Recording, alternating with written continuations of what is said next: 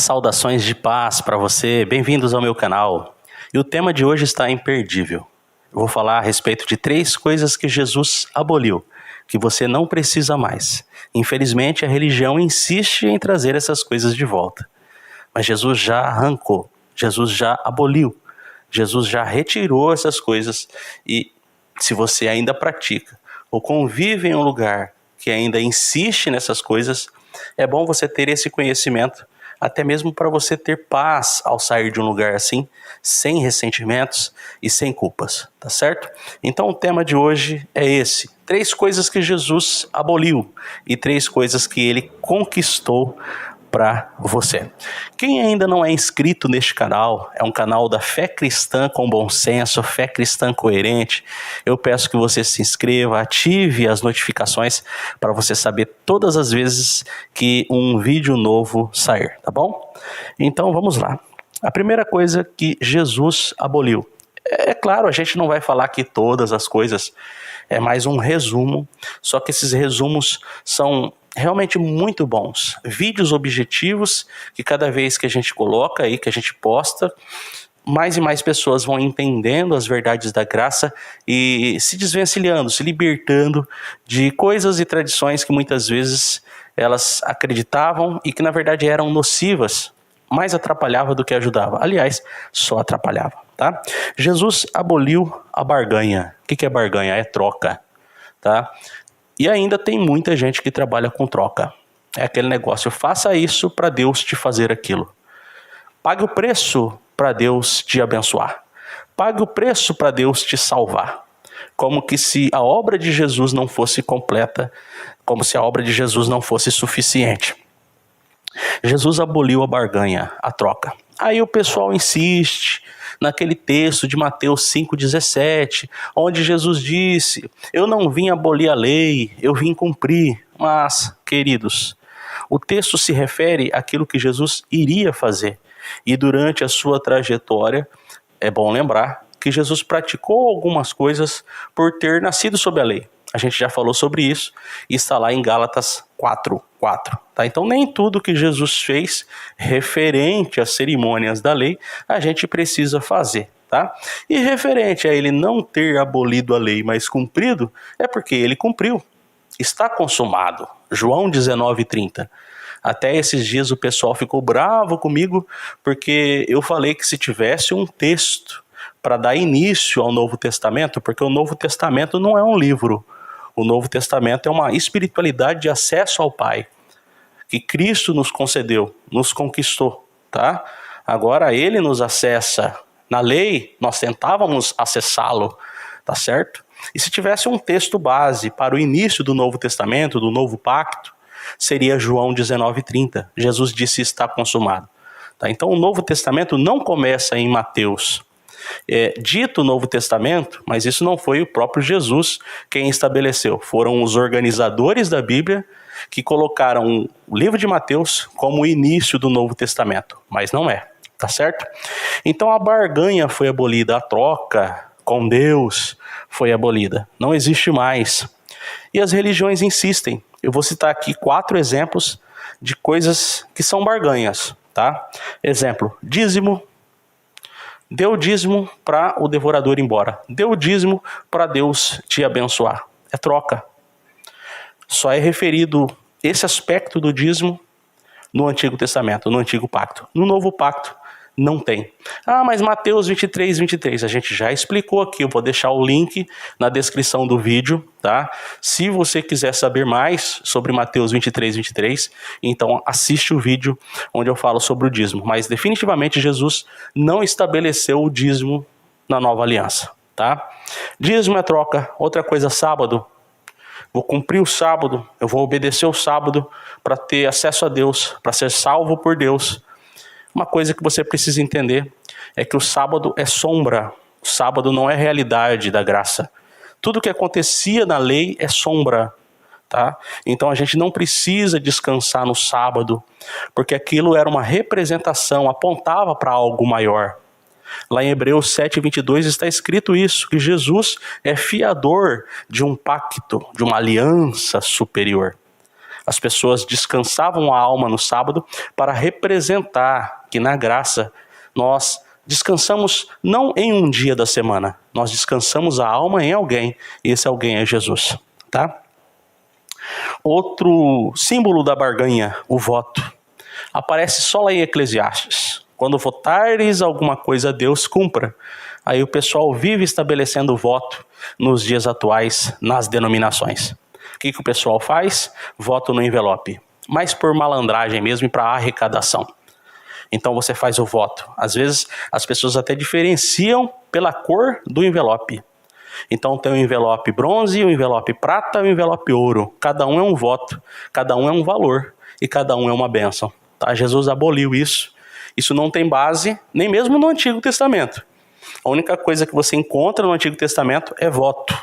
Só isso. Mas o voto não é encorajado na nova aliança, tá? Mas Paulo fez voto, rapou a cabeça, eu já expliquei sobre isso. Ele estava nessa época de transição entre lei e graça, aprendendo muitas coisas e entendendo muitas coisas em sua vida, e a vida é uma completa aprendizagem. É por isso que eu quero dizer para você aqui que esses meus vídeos não são para te confrontar, tá? Eu quero dizer para você, de todo o meu coração, que o propósito dos meus vídeos e deste canal é ampliar conhecimento. Tá? Aquilo que eu já aprendi, eu estou compartilhando aqui com você, até mesmo para te ajudar, e não para desmerecer você. E talvez você pergunte, mas do jeito que você fala, todo o meu tempo na denominação é perdido.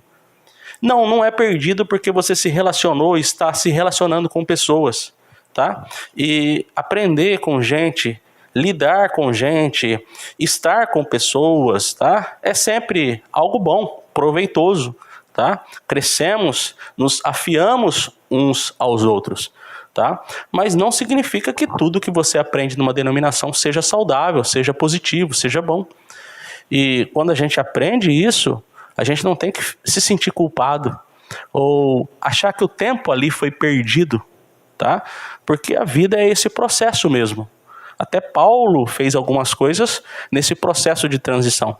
Tá? Então, aprenda a ter a alegria de aprender coisas novas, aprenda a ter gratidão por receber novas informações e aprenda a ser humilde, para que de repente você, percebendo que as informações que você está recebendo são melhores do que aquelas que você recebeu, não tenha por que hesitar. Sai fora daquilo que você aprendeu e abrace o novo. E, na verdade, não é novo, esteve ali o tempo todo o evangelho simples de Jesus, mas ao longo do tempo as religiões quase que sufocaram ele, tá? Mas não conseguiram, porque é o Espírito de Cristo que trabalha nas mentes das pessoas, libertando-as sempre, tá certo? Então vamos lá. Jesus aboliu a barganha. Já citei aqui dízimo, sábado, voto, campanhas. Então você vê ali também algumas cerimônias ou atitudes ou comportamentos que revelavam uma troca, como por exemplo a atitude de Naamã ao mergulhar 7 vezes no Rio Jordão para depois ser curado. Quantas denominações usam esse texto e outros textos mais para aproveitar o ensejo e a boa vontade das pessoas, estabelecendo campanhas de 9, 10, 15, 7, 14, 21 dias, e que na verdade não tem base na nova aliança. É tudo troca, é tudo barganha, e a barganha foi abolida por Jesus. Tá? Vamos lá. Jesus aboliu rituais. O que são rituais? Haviam rituais de purificação. Haviam rituais de preparação do sacrifício. Haviam rituais de certas vestimentas para serem usadas em determinadas ocasiões. Haviam rituais de festas. E todos esses rituais também apontavam para algo maior e melhor e não precisam ser feitas. Hoje existem denominações resgatando rituais. Eu já vi rituais, por exemplo, de onde jogar, e quase que fizeram ser uma obrigatoriedade nessa denominação, que quando sobra pedacinhos de pães ou pouco de suco das chamadas santas ceias, não pode doar para ninguém, não pode dar para criança, não pode dar para visitante. Aí essa denominação pega o restante do pãozinho que sobrou, o restante do suco, e são obrigados a lançarem num rio com água corrente. Alguns lugares enterram, alguns lugares queimam. Não tem base na graça. Mesmo porque aquele pão depois de orado não é mais sagrado do que o pão antes de ser orado.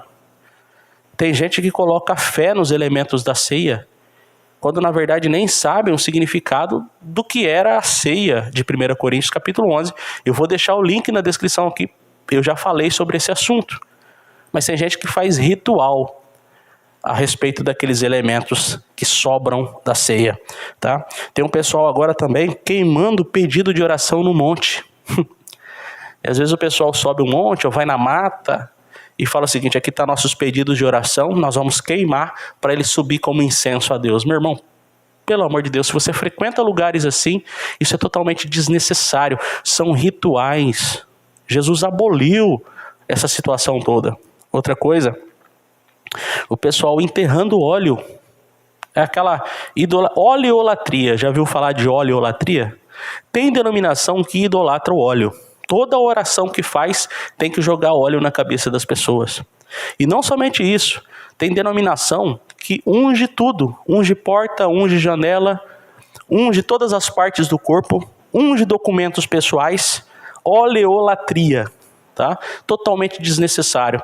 E tem um pessoal agora que estão enterrando o óleo, orando em cima de onde que ele está sendo enterrado, fica ali orando 1 mês, 2 meses, depois desenterra ele e fala: ó, esse óleo é o bom. Isso eu vi um vídeo do pessoal fazendo isso. Então são rituais, e todos os rituais foram quebrados por Cristo Jesus, tá? Na nova aliança. Outra coisa que Jesus aboliu: pontes humanas, sacerdotes. A palavra nos diz que há um só mediador entre Deus e os homens, e é Jesus Cristo, homem. Então nós não precisamos de pontes humanas. O que o pessoal ainda faz em muitos lugares? Acreditam que determinado pastor tenha mais unção do que ele. Acreditam que determinado missionário ou missionária tenha mais acesso a Deus que ele. Então, idolatram esses homens, colocam eles como superiores diante de Deus em relação a eles. Mas se tem uma coisa que Jesus estabeleceu, é esse nivelamento na graça. Todos nós somos ou fomos nivelados para ficar do mesmo tamanho. O título glorioso que Cristo nos conquistou é o de irmão, tá? Somos irmãos em Cristo. E o pessoal idolatra título também, né? Titulolatria. O que é isso? Tem denominação que idolatra o título. Então eles não se comportam como deveriam se comportar e como sempre foi, porque no evangelho, pastor não é um título, mas uma vocação.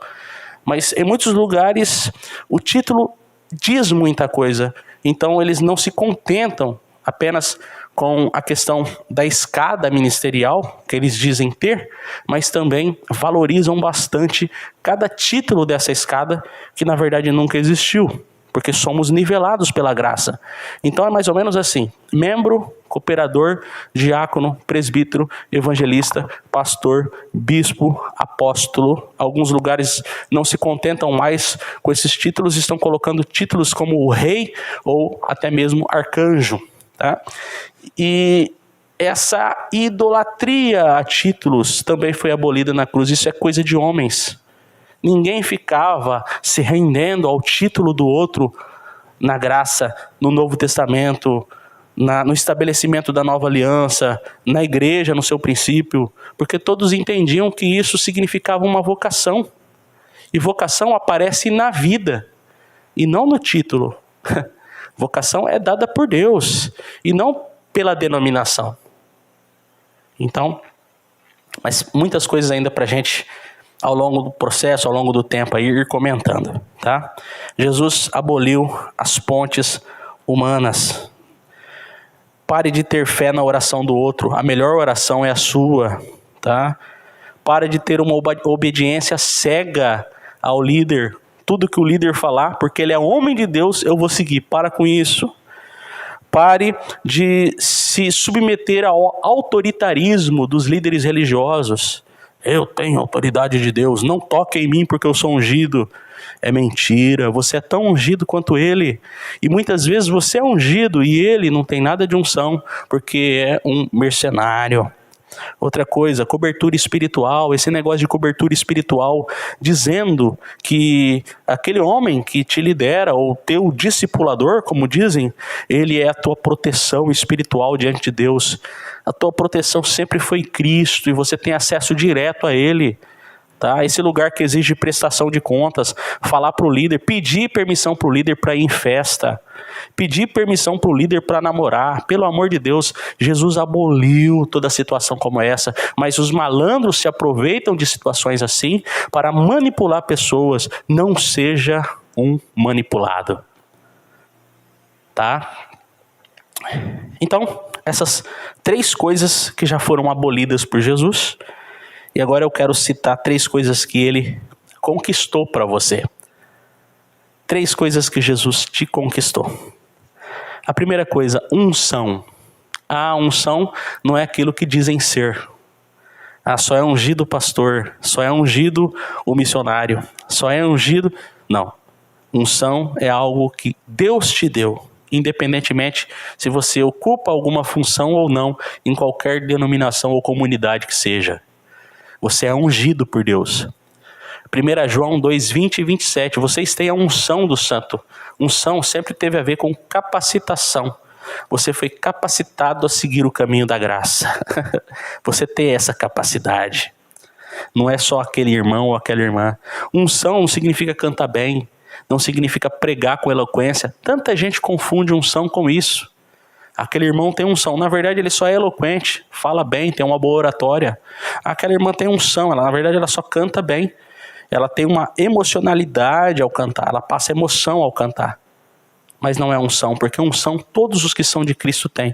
E você é ungido, você é ungida. Jesus conquistou essa unção para você.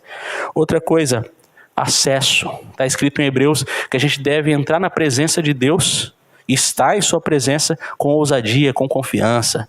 Você tem acesso a Deus. Jesus conquistou isso para você. Não importa onde você esteja ou quem você seja. Não importa o tanto de vezes que você tem errado ou quantas vezes você tem cedido às obras da carne. Mas você ainda tem esse acesso, porque Jesus conquistou esse acesso para você. Se livre das culpas que estão na sua mente e abrace esse acesso que está disponível em Cristo a qualquer pessoa. E você é uma delas.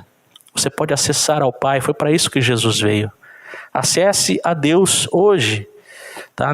Você não precisa de uma denominação para acessar a Deus. Você não precisa de um sacerdote humano para acessar a Deus. Você é sacerdote. Jesus fez isso, conquistou isso para você. Então você tem acesso a Deus. Tá? Acesse a Deus e fale com Ele. Agradeça a Ele. Tá? Outra coisa que Jesus conquistou, vida eterna. Contrário de morte para sempre, é vida eterna. Não acaba aqui. Mesmo depois da morte, a gente continua. E o que é mais importante, continua com Ele, aos cuidados de Deus. Ele não nos perde de vista. Sabe o que é vida eterna? Significa que Deus não nos perde de vista. Deus nunca vai perder você de vista. Descanse nessa verdade. Tá? Vou repetir. Deus nunca vai perder você de vista. Descanse nessa verdade. Tá? Então falamos hoje 3 coisas que Jesus aboliu e 3 coisas que Jesus conquistou para você. Se você gosta desse canal, quer ajudar, uma maneira que a gente pensou para estar ajudando esse canal a conquistar as coisas que precisam ser conquistadas é o curso de desintoxicação religiosa. Eu vou deixar o link aqui para você também. É uma parcela única, tá? E essa parcela já nos ajuda muito. Eu quero agradecer a todos os alunos e a todos aqueles que têm se interessado. Mas eu não tenho dinheiro. Tem uma forma lá para pessoas que não têm condições de pagar também. Um grande abraço a todos.